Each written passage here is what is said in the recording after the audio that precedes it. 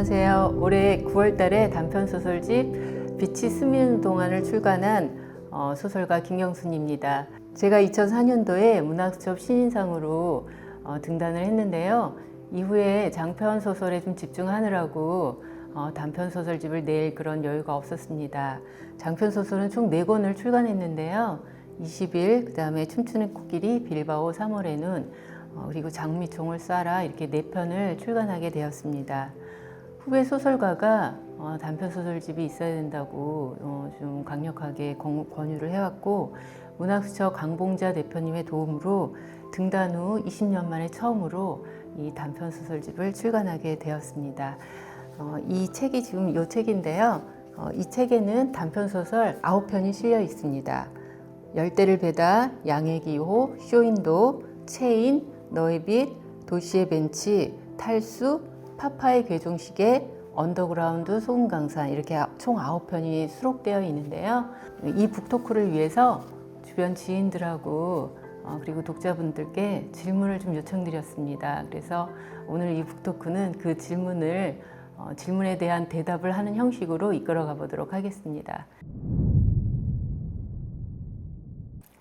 그 소재를 찾는 작업은 아마 모든 작가들도 마찬가지일 거예요. 저도 그 단편들마다 좀 다 다른데요. 그 첫 번째 실렸던 열대를 베다 같은 경우에는 제가 친구랑 캄보디아 여행을 갔는데 그 앙코르와트를 보러 갔었거든요. 근데 오히려 그 앙코르와트보다는 공항에서 만난 그 젊은 부부가 오랫동안 인상에 남았습니다. 그분들은 그 캄보디아 시골에 정착하기 위해서 이민을 떠났었는데요. 1년을 채 채우지 못하고 적응하지 못하고 다시 귀국하는 그 길이었어요. 그래서 그 이민 가방이 있잖아요. 그 큰 가방 8개를 공항에 쌓아놓고 그렇게 막 불안하고 피로한 시선으로 이게 주변을 막 두리번 거리는데 그 장면이 굉장히 마음속에 오래 남아 있었습니다. 그리고 또 하나는 이제 캄보디아하고 베트남 그 국경에 있는 호수를 배를 타고 둘러보게 되었는데요. 그 호수의 깊이가 50cm였던 거예요. 그 호수의 물이 더러워서 그 배를 탈 수밖에 없다고 하더라고요. 그렇게 낮은 그 호수임에도 불구하고. 그래서 그 호수 저 건너편에는 그 메콩강에 그 햇빛을 받아서 반짝반짝 빛나는 그 황금어장이 있었는데, 바로 그 가까운 곳에 그 50cm의 그 더러운 그 물이 이렇게 같이 연결되어 있는 게 저에게는 굉장히 강렬한 기억으로 남아 있었습니다. 그 모티프를 바탕으로 쓴 게 열대를 베다라는 그 단편 소설이었습니다. 쇼윈도 같은 경우는 저희 등단작이었습니다. 제가 그 피어싱을 하는 여자가 그 주인공이었는데요. 지금은 피어싱이나 타투 같은 것들이 뭐 굉장히 대중화되어 있잖아요. 근데 제가 이 초고를 쓸 때만 해도 그렇게 좀 대중화되어 있지 않았었어요. 그래서 제가 이태원에서 그 이태원 샵에서 처음 그 피어싱하는 장면을 보고 굉장히 좀 강렬하게 좀 남아 있었습니다. 그래서 피어싱을 하는 사람과 그 쇼윈도 바깥에서 그 피어싱을 하는 사람을 보는 장면, 그게 좀 메인 모티프였습니다. 그래서 우리가 좀 주체적으로 삶을 살면 쇼윈도 밖에서 안을 들여다볼 수 있잖아요. 그런데 뭐 세상이 그렇게 마음대로 되지 않고 대부분은 우리가 타자화된 삶을 살 수밖에 없잖아요. 그래서 그 두 사람의 그런 사람을 대비를 해서 역설적으로 그런 삶에서 좀 벗어나고 싶다는 그런 의미에서 그 소설을 좀 창작하게 되었습니다. 다음 이제 탈수 같은 경우는요, 뱀장어가 주요 모티프입니다. 뱀장어가 상징하는 욕망이 있잖아요. 그래서 그 뱀장어와 또 이렇게 좀 상반되는 시간에 의해서 그 골방에서 사가가는 그 과일주가 또 대비되는 그런 모티프입니다. 그래서 뱀장어는 골프하고 연결시키고 골방의 과일주하고 지하의 그 콩나물 공장을 연결시켜서 이렇게 우리 삶의 그런 다양한 인물들을 좀 엮어보았습니다. 이 사건의 목격자의 어머니가 제 어머니의 먼 지인이었습니다. 그래서 이 사건이 벌어진 직후에 그 어머니가 그 아들이 지금 그 사건을 목격한 당사자로서 경찰에 가서 증언을 해야 된다고 굉장히 좀 걱정을 많이 하고 계셨어요. 제가 그때는 이 소설가로 등단하기 전이었거든요. 근데 이제 습작을 하던 시기여서 그 사건을 좀 메모해 놨다가 나중에 이제 소설가로 등단하고 나서 그걸 좀 쓰게 되었습니다. 지금은 이제 그 사건 자체가 영화로도 지금 제작이 되었고, 그리고 뭐 다큐로도 나와서 굉장히 좀 잘 알려져 있잖아요. 근데 제가 이제 이 소설을 쓸 당시만 해도 그런 거에 대해서 좀 자세히 알려져 있지 않았어요. 그렇지만 이제 저는 그 사건 자체보다도 그 어머니와 그 목격한 그 미성년자 아들의 그 인생에 대해서 굉장히 좀 호기심이 많이 생겼습니다. 그 어머니가 이태원에서 미군을 만나서 결혼을 하게 돼요. 하와이로 전출이 돼서 미군 부대를 다니게 되는데요. 굉장히 그 향수병에 시달렸다고 해요. 부대 앞에 있는 맥도날드 그 햄버거 가게를 매일 가서 동양인들을 구경하는 걸로 그 향수병을 달랬다는 그런 이야기라든지, 그리고 이제 그 아들이 백인 동네에서 살 때 그 인종차별을 좀 많이 당해서 정신과 치료도 좀 오래 받았다고 합니다. 그래서 지금은 이제 한국이 굉장히 뭐 K컬처다 해가지고 굉장히 이제 유명한 이제 나라가 되었지만 20, 30년 전만 해도 우리나라가 이제 그 중국하고 일본 사이에 끼어 있는 그런 작은 나라에 불과했잖아요. 그래서 그 어머니나 그 아들이 굉장히 그런 정체성 문제로 좀 힘들어 했었고, 그리고 우리나라가 특히 이제 미군 부대라는 굉장히 그런 민감한 사안들이 있잖아요. 그래서 그 사건 외에 그런 여러 분들의 그런 인생을 통해서 이 소설을 좀 쓰게 되었습니다. 이 소설의 모티프는 꿈이었습니다. 제가 좀 꿈을 좀 많이 꾸는 편이에요. 근데 어느 날 꿈을 꿨는데 제가 시골길을 그 깜깜한 시골길을 걷고 있었어요. 그런데 지금 소설에 등장하는 그 화물기차처럼 두 량의 그 새카만 그 화물기차를 제가 타게 됩니다. 그런데 그 화물기차를 탔는데 거기에 손목하고 발목이 이렇게 철근으로 잘려서 피를 다 쏟아낸 그런 푸르스름한 사체들이 10여 구가 이렇게 쌓여 있는 거예요. 그래서 제가 그 꿈에서 깨어나서 너무 섬뜩하고 그게 선명해서 메모를 해두었습니다. 그리고 또 이제 다른 꿈을 꿨는데요. 이번에는 정반대로 굉장히 햇빛이 이렇게 찬란하게 내리비치는 그런 중세시대 같은 어떤 낯선 공간이었어요. 거기에 이렇게 에나멜 소재 같은 그런 반딱반딱한 그런 파란색 제복을 입은 사람이 말을 타고 그 마을을 이렇게 순찰 도는 그런 또 장면이었습니다. 그것도 굉장히 좀 선명해서 이렇게 두 꿈을 메모해 뒀다가 두 개를 연결시켜서 엮어낸 소설이 언더그라운드 소금강산입니다. 그 사체를 보면서 제가 왜 이 고기를 우리가 만약에 우리가 고기를 구할 수 없는 어떤 미래 사회가 온다면 무엇으로 그걸 대체할까 해서 이제 그렇게 좀 상상의 폭을 좀 넓혀봤고요. 그 당시에 좀 줄기세포 같은 게 좀 핫한 이슈로 좀 떠올 때였어요. 그래서 그 윤리 문제랑 좀 엮어서 그런 이제 소설을 좀 쓰게 되었습니다. 이 소설에 또 새로운 종교가 등장을 하는데요. 제가 생각하기에 그러니까 어떤 미래 시대가 오더라도 인간이 이제 나약하기 때문에 그런 종교는 항상 있을 거라고 좀 생각을 했어요. 그래서 기존 우리가 근대 시대 때까지만 하더라도 이렇게 피해 제물을 바쳐왔잖아요. 그런데 만약에 미래 세대에는 어떤 걸 우리가 제물로 바칠까 이런 상상까지 이르렀다가 눈물을 제물로 바치는 장면이 나옵니다. 그 눈물이라는 게 어떤 인간의 회개와 진정성을 담은 그런 유일한 상징물이라는 좀 생각이 들었어요. 근데 최근에 그 어떤 분이 자기는 이 눈물을 그 제물로 바친다는 게 너무 좀 새로웠다면서 굉장히 좀 재밌게 읽었다는 얘기를 좀 들었습니다. 제가 이 가상의 그런 시간과 공간을 배경으로 쓴 SF 소설은 이 소설이 좀 처음이었는데요. 제가 이 단편집을 출간했을 때 사실 제일 그 반응이 좋았던 게 이 언더그라운드 소금강산이었어요. 그러면서 그분들이 장편 소설로 좀 개작을 좀 해달라는 주문을 저한테 좀 많이 했습니다. 그래서 거기 이제 소년과 소녀가 등장을 하는데요. 그 소년과 소녀가 좀 어떻게 될지 굉장히 궁금하다는 거예요. 좀 이야기가 좀 중간에 좀 끊긴 느낌이 있어가지고. 그래서 저도 그 부분을 조금 지금은 장편으로 개작한 부분을 좀 고민을 하고 있습니다. 독자들도 이 부분을 좀 가장 궁금해하는 것 같아요. 저도 소설을 쓰기 전에는 소설을 읽으면은 이 작가의 이 에피소드가 이 작가가 진짜 경험한 걸까 아닐까 굉장히 궁금한 적이 많았었거든요. 그래서 제 친구들도 제 소설을 읽으면 야, 너 그 에피소드 네가 진짜 경험한 거야 아니야? 뭐 이런 질문 많이 하거든요.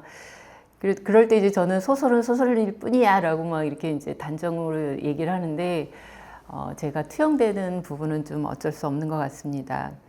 그래서 이 소설 속의 주인공들이 좀 엄청 참고 상처를 좀 삼키고 있다고 그렇게 좀 느꼈던 것 같아요. 이 양이기호의 화자뿐만이 아니라 체인에 나오는 화자 또한 잘 참는 성격으로 좀 나옵니다. 그 체인의 98쪽에 보면 이런 단락이 나와요. 그 부분을 좀 읽어볼게요. 고등학교가 낮은 언덕에 있어서 옥상에 올라가면 뻥 뚫린 하늘 아래로 물드는 노을을 막힘없이 볼 수 있었다. 부드러운 오렌지 빛깔에서 잘 익은 토마토 색으로 해가 꼴딱 넘어간 뒤에는 진한 가지빛의 하늘을 바라보며 행복감에 빠져들었다. 그런 주인공이 나중에 이제 사회생활을 하면서 행복하게 내려다보던 노을이 전혀 다르게 받아들여집니다. 그 다음 페이지 99쪽에 이제 이런 단락이 나오는데요. 따뜻한 오렌지 빛에서 점차 붉은 토마토로 마지막에 가지빛의 진보라로 변하던 노을이 자신의 분노를 대변하고 있음을 알고 놀랐다. 가지빛 분노가 목과 입천장에 좁쌀만한 돌기로 우둘투둘 돋아나는 느낌에 숨을 쉴 수 없었다. 이런 문장이 나오는데요. 우리가 행복하다고 느꼈던 그런 어떤 감정이 사실은 분노나 그런 미움을 억압했을 때 발현되는 경우가 있잖아요. 그런 점을 좀 포착해낸 것 같아서 제가 좀 이 책에서 좀 좋아하는 문장입니다. 이 책을 편집할 때 편집자 분이 제가 수록된 그 9편의 단편 소설들이 대부분 물과 빛의 이미지가 상징으로 깔려 있다는 말씀을 해주셨습니다. 그래서 원래 이제 그 단편집의 제목을 지을 때는 그 수록작 중에서 하나를 골라서 표제작으로 하는데요. 이번에 저희는 그 물과 빛의, 특히 빛의 이미지를 차용해서 빛이 스미는 동안이라는 그런 책의 제목을 붙이게 되었습니다. 그 너의 빛에서 예갑이라는 노인에게 빛은 죽음, 즉 절망을 말한다고 할 수 있겠습니다. 하지만 그 빛을 보고 있으면서도 살고 싶다는 희망을 동시에 간절히 바라고 있었습니다. 죽음을 통해 자신이 저지른 그 살생의 업을 소멸시키고자 하는 죄책감의 발현인과 동시에 매일 새벽 잠에서 깨어나 빛을 보면서 살고 싶은 그런 욕망을 표현하고 싶었습니다. 열대를 베다와 체인 그리고 도시의 벤치의 화자인데요. 이 세 화자의 공통점이 있습니다. 이 세 화자는 평범하게 살아가던 인물들이었는데 어느 순간 외부의 요인에 의해서 빈민층으로 추락하게 됩니다. 이런 경우가 우리 주변에 드물지 않은 것 같아요. 뉴스에서도 좀 많이 나오긴 하죠. 그래서 이럴 때 이제 가족들이 동반 자살을 하기도 하고 길거리의 삶을 살기도 합니다. 저도 사실 조금 그 비슷한 경험이 있어서 이 분들이 저의 분신같이 좀 느껴지기도 했습니다. 도시의 벤치의 화자가 이런 혼잣말을 자주 합니다. 좋은 기억을 하자, 좋은 기억을 하자. 좋은 기억은 좋은 영혼을 불러온다. 이런 문장이 있는데요. 저는 이 문장을 쓰면서 그 힘든 시간들을 한때의 즐거운 추억과 기억으로 그렇게 버티고 있다는 그런 감정 때문에 이 부분을 쓰면서 굉장히 좀 애틋하면서도 안타까운 마음을 들었습니다. 이 언더그라운드 소금강산 같은 경우는 제가 위에서도 좀 아까 말씀을 드렸지만 그 아포칼립스적인 그런 미래의 세계를 다룬 것은 제가 처음 써보는 것이어서 너무 좀 신나게 좀 썼던 것 같습니다. 특히 이제 꿈이 그 모티프였잖아요. 그래서 꿈에서 그 환상적인 이미지, 특히 그 붉은 피와 그다음에 그 푸른 에나멜색 그리고 회개하는 눈물 이렇게 뭐 상상하지 않으면은 쓸 수 없는 그런 리얼리티는 아니잖아요. 그래서 그렇게 상상의 나래를 막 활짝 펴면서 한 단락 한 단락을 굉장히 좀 신나게 좀 썼던 것 같습니다. 그리고 이제 가장 힘들게 고친 소설은 양의 기호였습니다. 사실 그건 거의 절반 이상을 좀 고쳤어요. 그래서 작가들이 좀 그런 말을 합니다. 차라리 고치느니 그냥 차라리 새로 쓰는 게 낫다 뭐 이런 말들 좀 많이 하거든요. 그래서 저도 거의 절반 이상 고치다 보니까 그냥 이걸 수록작에서 그냥 빼버릴까 이런 생각까지 좀 했습니다. 근데 제가 이제 포기할 수 없었던 것은 그 화난 양의 이미지와 습작하는 그 습작생이 이제 소설가로 되는 과정, 그리고 그 힘든 심리적인 갈등 같은 것들이 거기에 좀 잘 녹아 있거든요. 근데 이제 이런 것들은 작가가 딱 한 번밖에 쓸 수가 없잖아요. 그래서 좀 그거를 좀 포기할 수가 없었던 것 같아요. 근데 최근에 만났던 어떤 분이 자기는 이 양의 기호가 너무 좋았다면서 두 번, 세 번 읽었다는 그런 얘기를 해주시더라고요. 그래서 이걸 진짜 포기하지 않고 수록하길 잘했다라는 그런 생각을 했습니다. 제가 이 질문을 받고 사실 조금 멍했습니다. 특히 그 서로를 이해하지 못한 채 관계를 이어가는 경우가 많다는 지적에 제 마음이 좀 들킨 기분이었고 저를 좀 많이 좀 뒤돌아보게 되었습니다. 그건 제가 이제 소설을 습작하게 된 계기하고도 좀 맞닿아 있는 것 같습니다.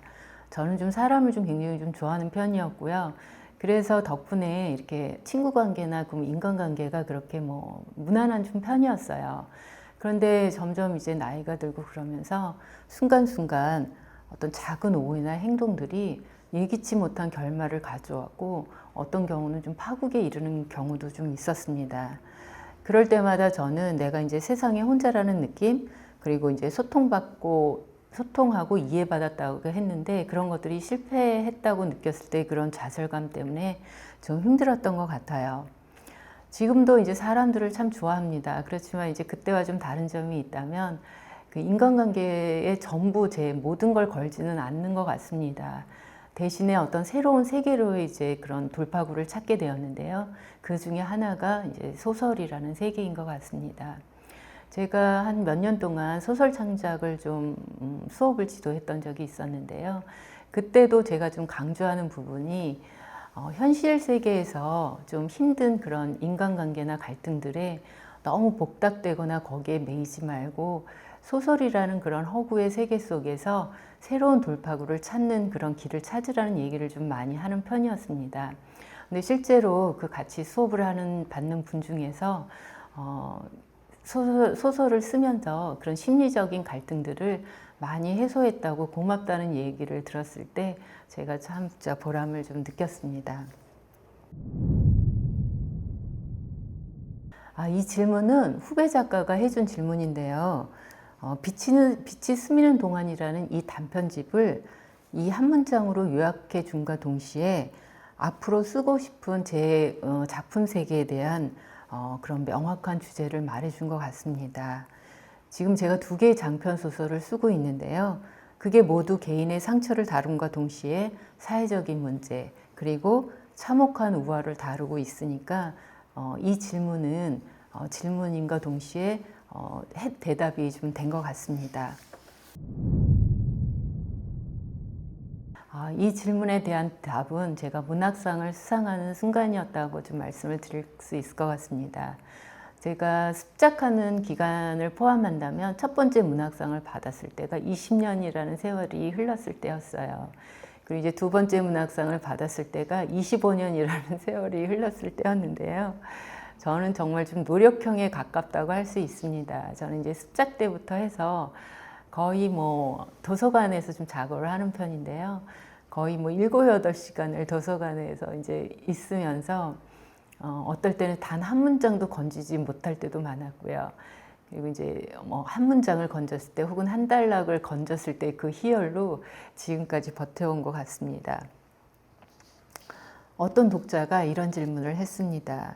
주인공들의 삶에 빛이 환하게 쏟아지는 이야기도 듣고 싶어요 라는 질문이었는데요. 제 이 지금 9편의 소설들이 주인공들에게 별로 환한 빛이 내려 비치고 있지 않아서 그런 질문을 한 것 같습니다. 전체적으로 좀 어둡고 죽음과 절망을 다루고 있기는 하지만 그건 역설적으로 빛을 향한 열망 그리고 빛이 스미는 삶을 살길 간절히 바라는 그런 화자들의 주인공들의 조용한 외침이 아닐까 싶습니다. 지금 누군가가 이 시간에도 절망과 죽음을 생각하고 있으시다면 이 책을 읽고 따스한 빛이 독자분들에게 내리비쳐서 희망을 탐색해 보실 수 있기를 간절히 원해 봅니다. 제가 이 단편집에서 굉장히 좀 좋아하는 그 문장을 읽으면서 이 시간을 마무리할까 합니다. 따뜻한 빛이 은은하게 배어 나왔다. 죽음에 비치고는 황홀했다. 죽음은 흰빛일 거야. 별빛처럼 차가운 빛. 벌겋게 타오르는 살생의 세계에서 흰빛을 지킨다는 것은 힘든 일이지. 달빛처럼 손이라도 갖다 대고 싶은 빛이어야지. 네, 다음에 또 새로운 소설로 여러분들을 만나 뵙기를 바라면서 이만 마치겠습니다. 고맙습니다.